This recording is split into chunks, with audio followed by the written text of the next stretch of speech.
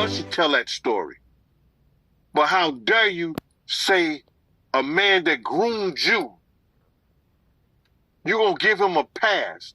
Bro, you know I know. Let me reframe you on something. Remember Usher? We was at the Swiss Hotel. Puff had Kim in the room. Had one of Keith Sweat's baby mothers in the big room outside the master bedroom.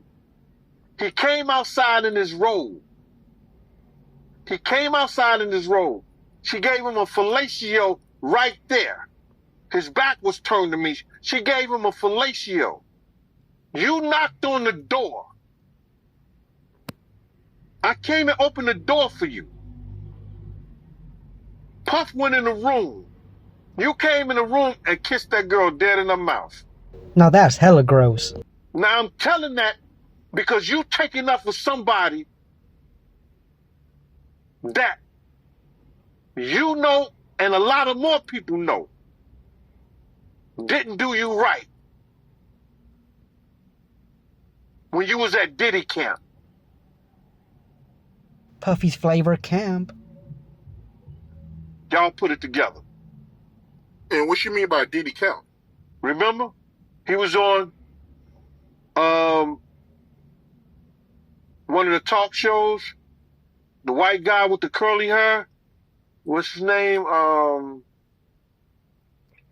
The white guy with the curly hair. And he said, yo, would you send your son to Diddy camp? And Usher said, no. Hell no. See? Ask him why he won't send him to Diddy camp. But yet and still you praise him. Damn, man, and you said that, I know you can't go into detail, but you said that it was a situation where Diddy sent him to the hospital? Let Usher explain that to you. Let Usher mama explain that to you. To I see this man being fruity. Does a man like other men?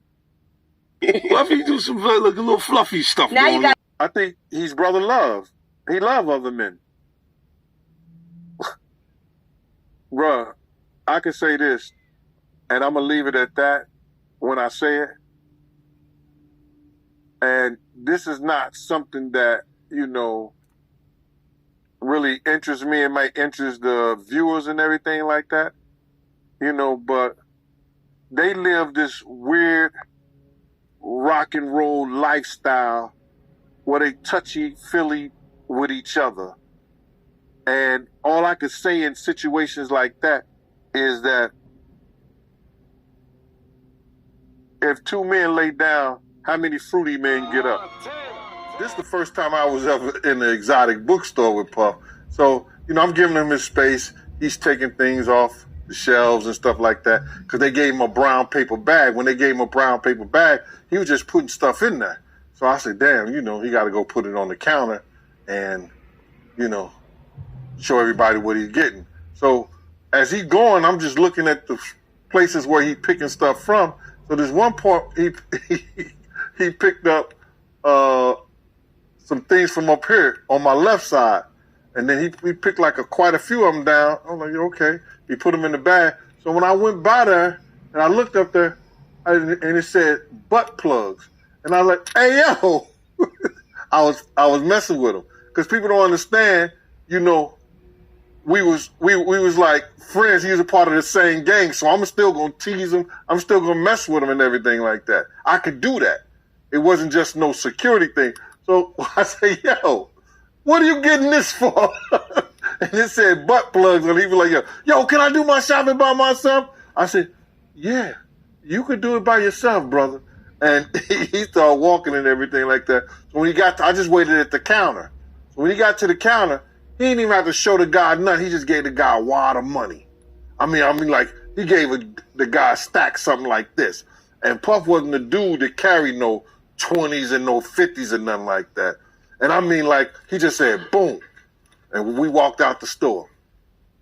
So we had to leave Atlanta and go to North Carolina. Yeah, so then next thing you know, somebody rang the doorbell. We had the presidential suite where we was at. So I opened the door, and the dude said, yo, I'm here for my cousin. I said, who your cousin? And he said, Ja Rule. I said, well, he busy right now. He said, he busy doing what? I said, he with Puff. They're in the room. They busy. They don't want to be bothered. He said, well, I'm going in there. I said, bruh, you ain't going in there because he told me they don't want nobody to be bothering them. And he was like, yo, I don't care, man. I'm going in there. That boot like that. I said, yo, bruh, Jesus Christ had to come down here and take the air out of my body before you get in that room right there. Watch. He tried to bum rush me. I grabbed his and threw him against the piano. When I threw him into the piano, Puff and Ja Rule runs out the room. Puff got his towel, Ja grabbing his towel, but they butt the naked. And so then Ja was like, yo, what's going on? Yo, Jay, that's my cousin. He know me well. You know, and Puff was like, yo, Jay, what happened? I said, he tried to get in the room. I told him he couldn't get in the room. And he was like, Puff looked at Ja. He said, yo, Ja said, you ain't want to go in that room because there's a lot of freaking going on. So I was like, oh, he said it was a lot of freaking going on. So that was basically that story, man. You know what I'm saying? They went back in the room. Dude felt a certain kind of way, and he left out. So I seen them at the concert the next day, and they tried to, form up against me. But my man Frank was like, I told my man Frank, I was like, yo, Frank, put yourself in that position. Somebody trying to get in the room, and Ja told you don't let nobody get in the room. What would you do? Now, y'all can do whatever y'all want to do, man, but I ain't taking no losses. He said, yo, you good, and that was it. When Ja said, you don't want to come up in there, a lot of freaky stuff is going on.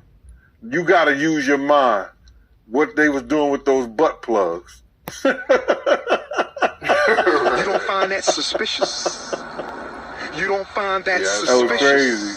You don't find that suspicious? But at the end of the day,